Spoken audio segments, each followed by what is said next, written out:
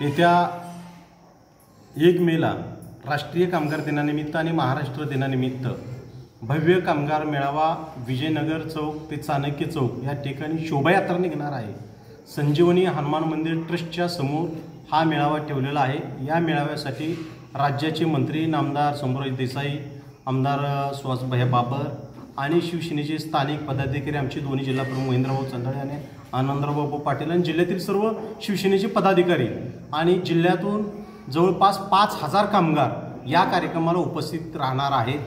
आणि ही शोभायात्रा संध्याकाळी 5 वाजल्यापासून 7 वाजेपर्यंत निघणार आहे। 21 कामगारांचा सन्मान त्या ठिकाणी होतोय आणि मला वाटते सांगली जिल्ह्यात प्रथमच महाराष्ट्रामध्ये कामगारांची उंट, हत्ती, घोड्यावरून कामगारांच्या सन्मानासाठी आम्ही मिरवणूक काढतोय। खऱ्या अर्थानं छत्रपती शिवाजी महाराज म्हणायचे, उन्हातानात घाम गाळणारा कामगार, कष्टकरी, शेतकरी हा स्वराज्याचा पाया आहे। तोच विचार लोकमाता देवी अहिल्याबाई होळकरांनी सांगितला, तोच विचार महात्मा फुलेंनी सांगितला, तोच विचार विश्वरत्न डॉक्टर बाबासाहेब आंबेडकरांनी सांगितला, अण्णाभाऊ साठेंनी सांगितला।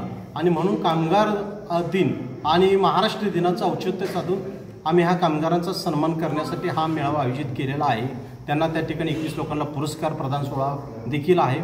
आणि ह्या कामगार मेळाव्याच्या माध्यमातून जे असंरक्षित कामगार आहेत त्यांना संरक्षित करण्यासाठी शासनाने वेगवेगळ्या स्तरावरती महामंडळ निर्माण केलेले आहे।